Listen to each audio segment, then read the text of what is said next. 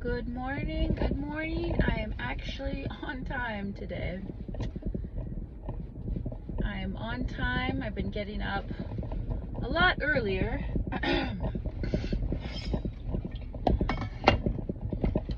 Been wanting to get up earlier so I actually have time, like in the morning, to get situated and to get stuff done. But I haven't made a video in a while. I've just been super busy just trying to get ready since I am due in December for our baby, so I'm just trying to get that situated, get ready for that.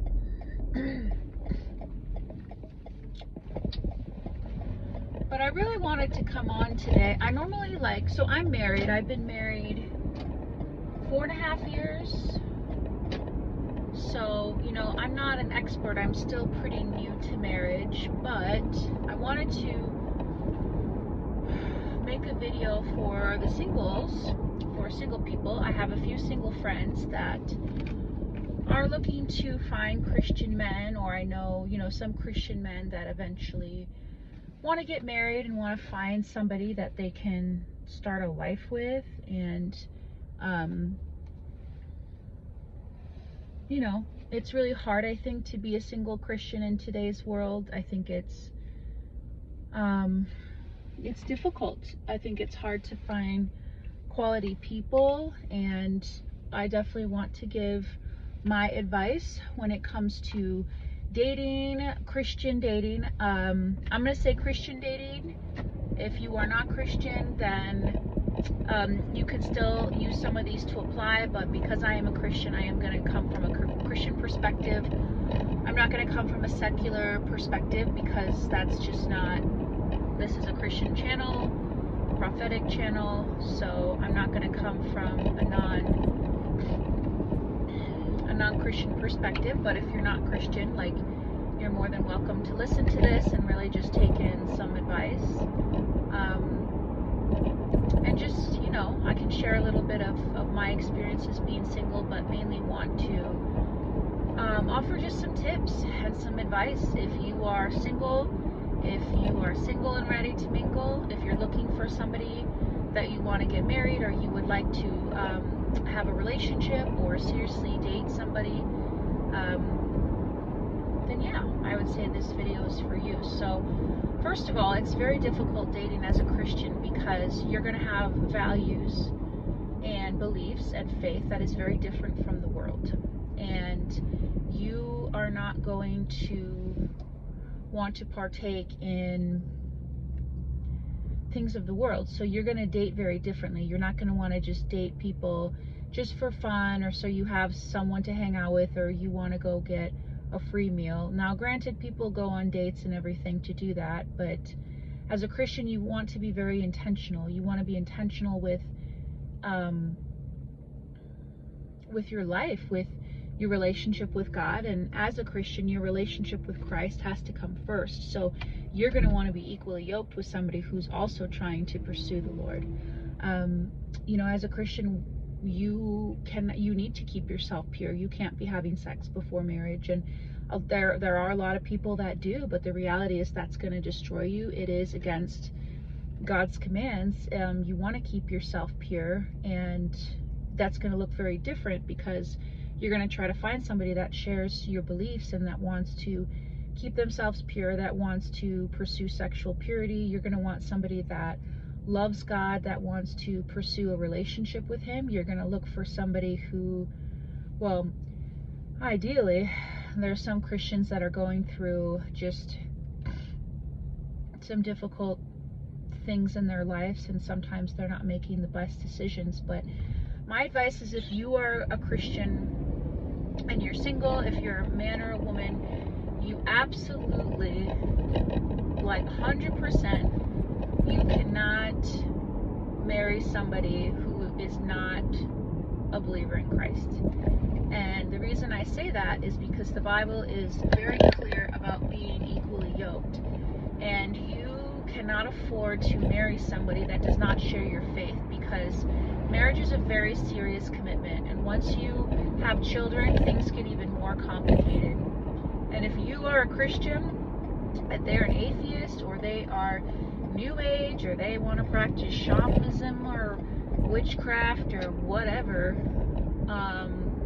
if they have an entirely different faith than you, that's not going to work, because you're going to want to go this way and they're going to want to go this way. And eventually, like, even if you fall in love, like, love is not enough. Like, it's the values, it's the faith, it's the beliefs that hold a marriage together. Because when things get hard, when you have in-laws, when you marry somebody, you marry their family, when you have children, you need to be able to agree on things. And marriage, yes, is about compromise, but you cannot compromise on fundamental things of your life. If you are a Christian, and the most important thing is somebody that is pursuing God, somebody that has a personal relationship with the Lord, somebody that is born again, somebody that makes a priority to do Bible studies, to follow after the Lord, somebody that wants to go to church regularly, then you need to find somebody that is going to share that same belief. And I have known many Christians who marry people that are not believers because they either get desperate, or they're like, I'm too old, I can't, I'm running out of time, I really need to get married, I want to have children. Especially for us women, we have a biological clock, and we don't want to be, we don't want to be too old when we want to have children. The reality is, women have to really think about these things if you want to have a family. So my first advice is, you absolutely must marry somebody who is a believer, who you're equally yoked with. And just because they're a believer and they also believe in Jesus, or maybe they have the same denomination as you, also doesn't mean necessarily that you're equally yoked. There's many Christians. You can have somebody who, let's say someone is, I don't know, Baptist, and the person is Pentecostal. Like, yeah, it can work, but you're going to have, again, very fundamentally different beliefs. Not every Baptist, but most Baptist doctrine teaches that the gifts don't exist, or the gifts are no longer there. Pentecostals are all about the gifts, charismatic. They believe in healing, speaking in tongues. And if you guys do not agree on, I would consider that fundamental. I would consider that top, like, second tier. So first tier is like, do you believe Jesus is the Son of God? He died on the cross for our sins, was born of a virgin, and now sits at the right hand of God. Do you believe that Jesus Christ is the only way to salvation? And that's the first foundation. The second foundation is, the gifts, tongues.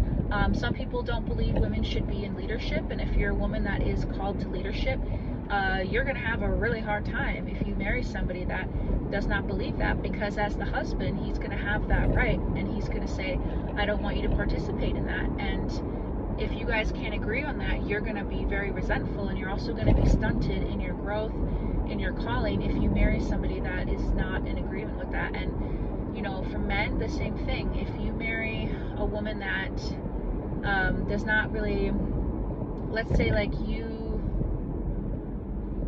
I don't know, like you, I believe baptism, water baptism, of course, is biblical, but I have been to churches where they don't believe that. They don't necessarily believe that. They're like, well, we don't really believe you have to get water baptized, but that could be a really big issue. If you are like Christian and you're with somebody that's Catholic, those are two completely fundamental different beliefs, and a lot of people will disagree, but Catholicism is a completely different religion than Christianity. They teach that you need to do works, and you need to do sacraments and the Eucharist, and you need to do certain things in order to maintain that salvation or keep it. And that's what they believe. They believe in praying to the saints, praying to Mary. They believe in purgatory, and if you are not Catholic, they will expect that the children are raised Catholic. The children have to be raised Catholic if you marry somebody Catholic, and the children will have to be married. The children will have to be water baptized. They believe once you get baptized as a baby and then you're born again in the family of God. That's not what's in the Bible. So that could be a really big issue. So you also want to be equally yoked when it comes to other foundational things. There are some people that believe, like, oh, keep the Sabbath on Saturday. Some people don't believe that. Some people want to go to church every single Sunday, and others may not think that that is necessarily, you have to go to church every Sunday. Some people want to do home church. They don't want to regularly go to church. But if you're a churchgoer and you are interested in someone who wants to do home church and that doesn't want to be, in an organized assembly of believers, that's going to be a big deal. So you want to make sure that you're also equally yoked with somebody when it comes to those second foundational things. So my first advice is be equally yoked. Be equally yoked. Make sure that you guys also have the same vision or calling. If one person is called to do missions, in the Philippines or Afghanistan, wherever, and the other person wants to, run a business and stay in their hometown, and they want to just go to church and serve God in their community, not equally yoked, because the other person is going to want to go do missions, and that's what God's called them to do. They're going to be gone for long periods of time, and the other person may be stuck at home with kids, raising kids by themselves, and eventually they're going to be resentful over that. There's going to be tension if you guys are both not called to do the same things. Now, I'm not saying you have to have the absolute same calling. Some people are called to be apostles or teachers. Some people are called to be prophets or pastors now, or evangelists, and that can kind of, it can work if you have two different different callings, but you're still part of the fivefold ministry. That can work, but ultimately, if you guys have different visions for your life, that's not going to work out. If one Christian also may not want children, or maybe they only just want to have one child, whereas the other person wants to have 3 or 4, that's going to be a really big deal. So again, not equally yoked. You don't have the same vision and goals. Other non-foundational things. In-laws, some people are super family oriented, some people are not, and I can get more into that. But yeah, the first thing, definitely be equally yoked. Make sure you guys have the same specific convictions. Make sure that you guys have a general same vision. If you're not really quite sure what your vision is, make sure that you guys are both pursuing the Lord and that you're both on the same page. Because if one of you is called to do full-time ministry and the other one is not, that's going to be an issue. Unless the other person is very, very supportive, that's fine. But usually when somebody is called to full-time ministry, it's going to put a lot of pressure on the family because there's so many demands, and that's going to be an issue. So make sure that you're equally yoked. The second thing I would say is you want to make sure that, and it sounds very no-brainer, but you want to make sure you're attracted to this person. Me personally, I dated people that I was just not physically attracted to. I didn't really like them. I didn't click. There wasn't chemistry. I didn't like their personality. And I started getting very angry. And I'm like, this person is so passive. I don't like this person's personality. They're socially awkward. I have a lot of different friends from a lot of different, different walks or different countries. And for me, it was very important to have somebody that was not socially awkward, that was not just going to hide in the corner. And I'm not saying that to put someone down if you're a little more introverted or a little more shy, but for me, it was very important to have someone that was open-minded when it came to, being with people that are from other countries that maybe do things a little bit differently, being around a lot of different people, even people that are not believers. You want to be able to relate to different people, and not everyone has that gift, but for me, I wanted somebody that I was attracted to. I wanted somebody that I had chemistry with. I wanted somebody that, I felt like they were very outgoing and extroverted. Not necessarily have to be super extroverted, but I wanted somebody that's personality was very compatible with mine. I didn't want somebody that just wanted to hide in the corner or stay at home or just never talked, and I didn't want somebody too low energy, or just too passive. I wanted somebody that was a leader. So another thing too is you want to make sure you have chemistry with this person. You're physically attracted to this person. You want to be excited about this person. You don't want to just be like, oh, well, they're Christian and that's good. Like, yeah, that's good enough. No, you want to be excited about this person. You know, like if you're going to marry this person and realistically be with them the rest of your life, you need to be attracted to this person. So I would say be attracted to them, have chemistry. You know, you're going to want to marry this person and have children with them and, you know, be intimate. And if you're not attracted to this person, you're not going to want to do that. And that's such a fundamental part of marriage. There's a lot of people that get married to people they're not attracted to. Maybe they're compatible in other things, but they don't have that spark. They don't have that chemistry. And I think that that's also a gift from the Lord. When you have such good chemistry with somebody, and like chemistry isn't everything, it has to be, but you got to have both. You can't have one or the other. You have to have the same values, the same beliefs, compatibility, and you have to have chemistry. Like there's just no in between. So that would be, you know, my other advice is make sure you have that. The third advice, if you're female, you're going to want somebody who is a good leader. If you marry a man who's very passive, he doesn't know how to lead, he's not going to lead Bible study, he's not going to, he has a hard time making decisions, you're going to get very frustrated as a female, and then you're going to feel like you have to take the lead, and then you're going to be flipped out of order. You know, the man is the head of the household, the man is the leader. And that doesn't mean that he has to be misogynistic or nasty or mean or, you know, a domineering narcissist, but he needs to be a good leader. He needs to lead like Christ, to be a strong leader, but also to be empathetic and compassionate.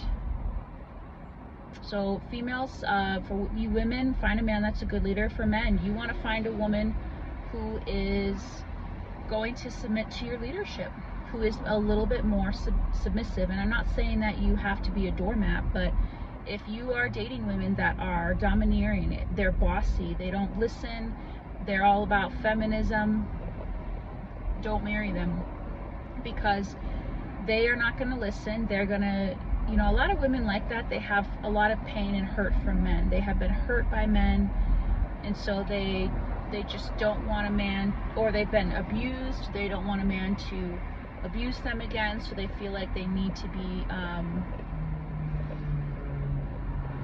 they just have this feminist attitude. I've seen that in the church, just all these feminists, and oh, I want to preach and I want to do this, and they're very disrespectful to their husbands. They run the show, and that's out of order. So fellas, if you're looking for a woman, you want to be attracted to her, you want to be equally yoked, and you want somebody that is submissive, somebody that's going to submit to your leadership.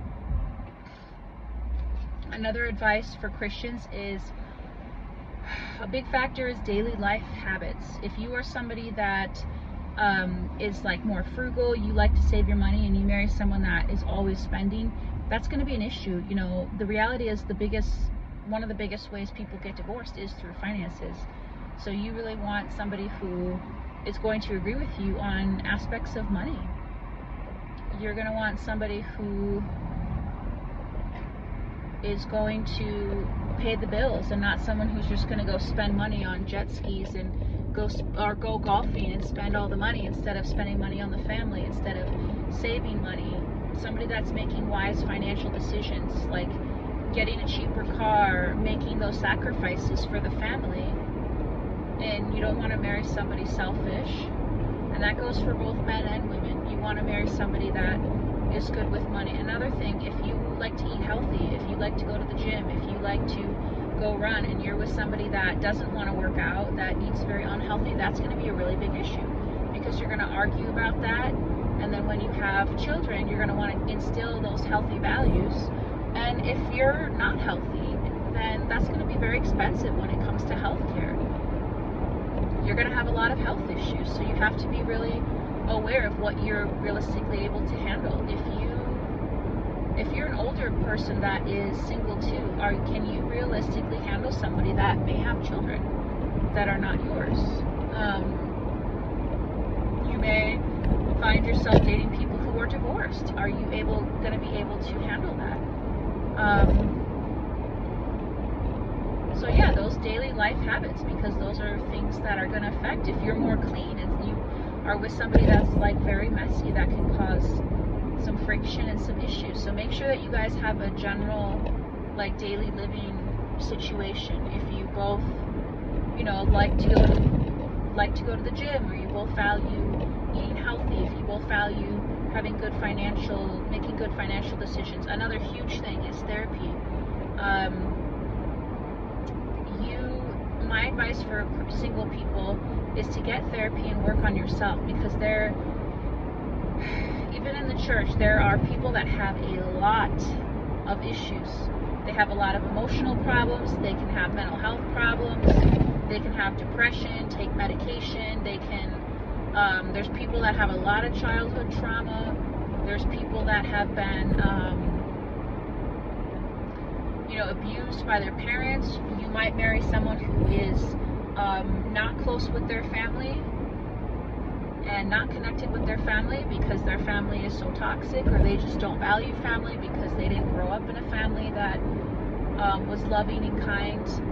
That's another thing you're going to want to consider. What is this person doing to grow? What are they doing to heal? What are they doing to better their situation? And not just, physical health or finances or getting out of debt. That's another big thing too. But what is this person doing to heal themselves?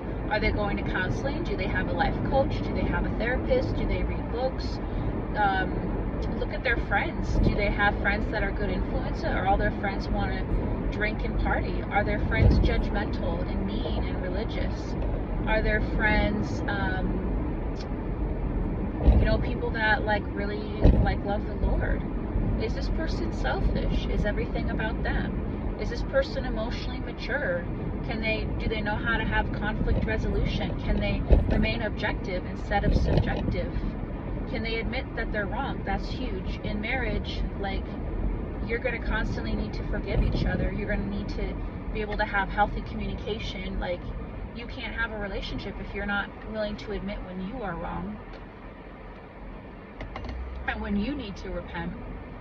So that's huge. So make sure that you marry somebody that is emotionally mature, somebody that is, trying to better themselves, somebody that is trying to work on themselves, someone that has healthy relationships.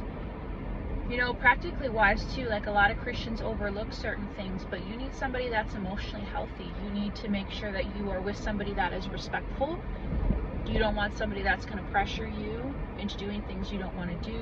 You definitely don't want a narcissist, so you need to pay attention to that. If this person has low empathy or compassion for other people, if they can't admit they're wrong, if they start to gaslight you and say, oh, that never happened, oh, that's just you.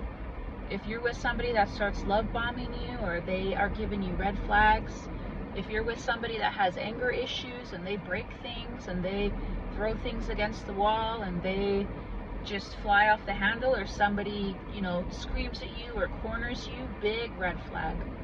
Just because they're Christian doesn't mean that they're not narcissistic. There's lots of Christians that have a lot of narcissism. I grew up in a narcissistic home, and we went to church and my parents were believers, but I grew up with narcissism and people that were very emotionally disconnected. You don't want to be with someone who's legalistic and who, tells you as a woman that you need to dress a certain way. Now, it's one thing if if a man is trying to take you out and you are dressed very sexual and you're flirting with a bunch of men, okay, yeah. But if a man is starting to tell you that you shouldn't wear makeup, that women shouldn't wear makeup, they shouldn't wear jewelry, if a man is trying to tell you how you need to dress, or starting to show signs of controlling behavior, you need to cut that off. For the men, if you're with a woman that is always showing off her body on Instagram but has Bible verses, come on, that's a contradiction.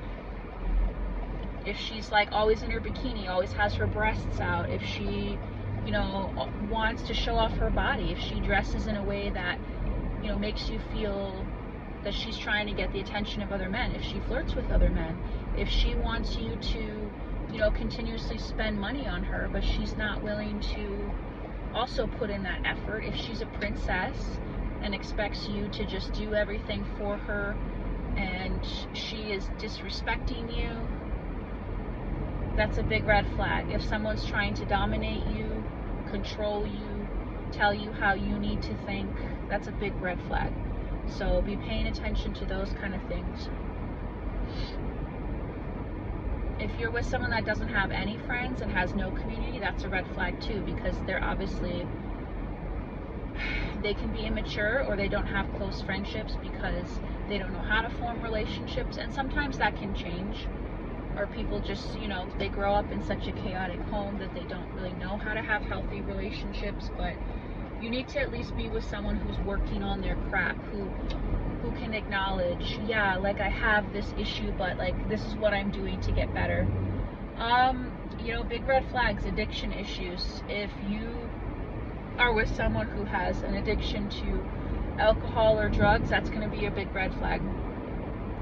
And some people, you know, are enablers, or they're like, oh, I can rescue them. No, my advice would be to probably steer clear of people that are struggling with addiction. Now, if they have been, you know, free from that addiction, or they have, whatever they say, been sober for years and years, you know, use that discretion. If they have mentors, or they go to Bible studies, or they go to groups regularly, then that might be something. But if they're not doing anything to overcome that, don't pursue anybody that has addiction issues, whether that's pornography, alcohol. Addiction can come in many forms. Some people are so addicted to work. I mean, I've dated people that were just workaholics, and you want someone who's a good communicator. If they go 2 weeks, 3 weeks, and you guys are consistently dating, and they go that long without calling you, they probably have someone else on the side. So, you know, pay attention to things like that. Pay attention to a man who doesn't really want to, you know, post photos of you guys together on Facebook.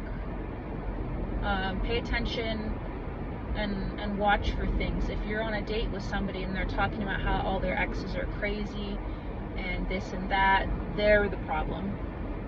If you are noticing that somebody gets angry easily, like I said, or gets frustrated, if somebody is making you feel unsafe, don't pursue that.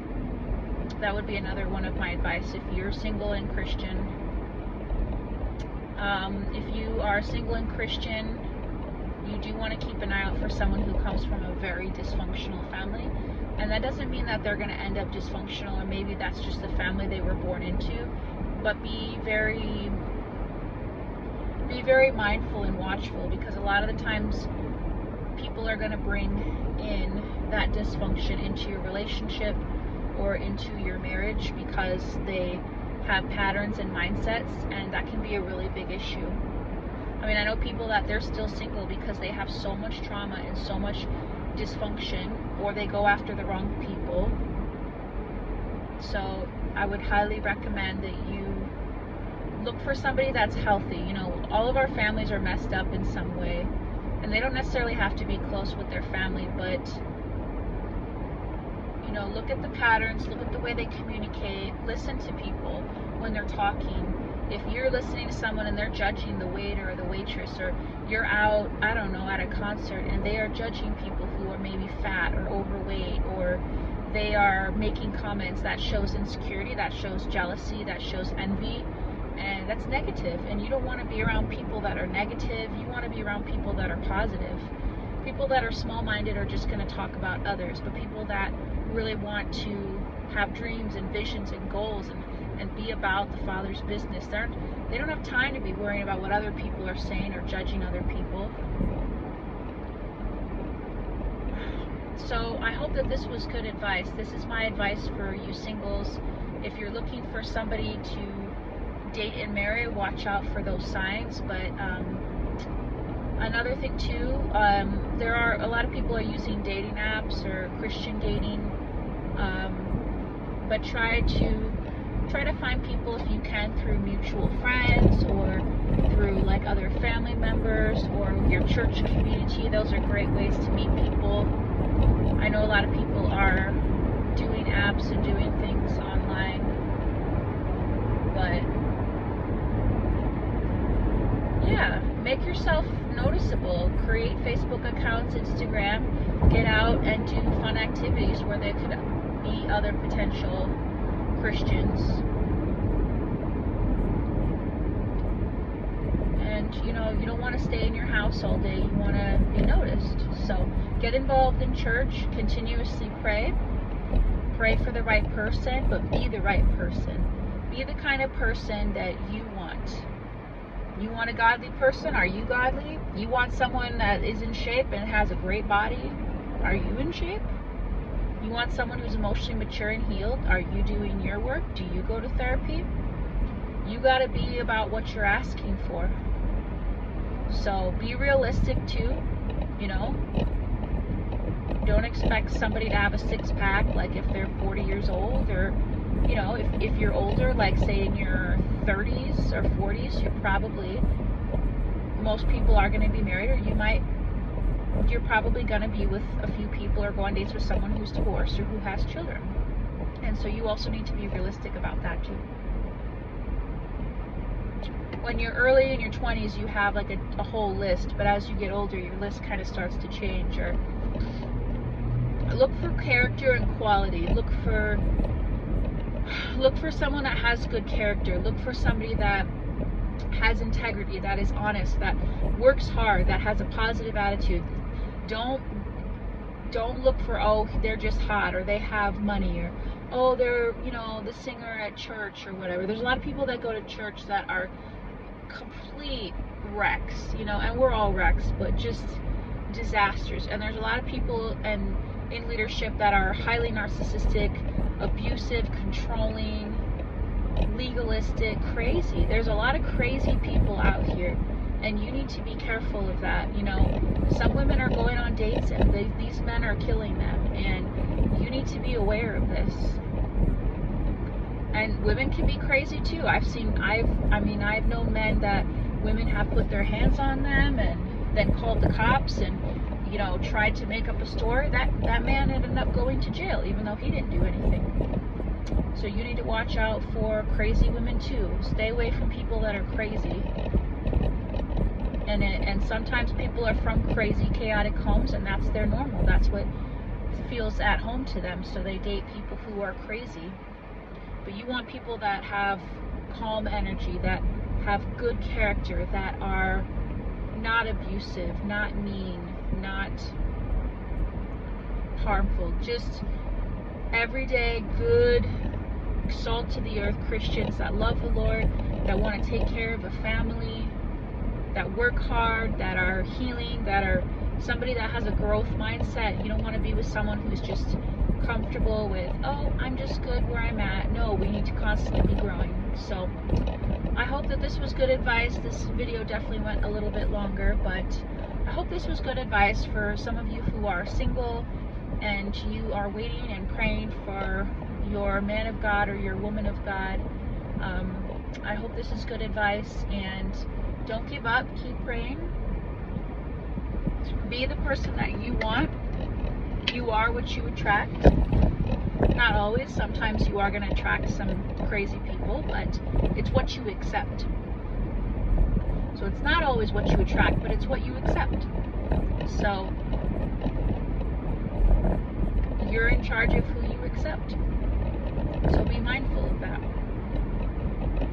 I pray this all blessed you guys. I pray if you're looking for somebody that you do find the person that you're going to marry, or if you're dating or in a relationship, I pray that this is helpful to you. And I pray that you find somebody that God sends. Allow the Lord to send you your mate. And be open. They may not look like how exactly you want, but be open. All right, have a great day. Talk to you soon. Bye.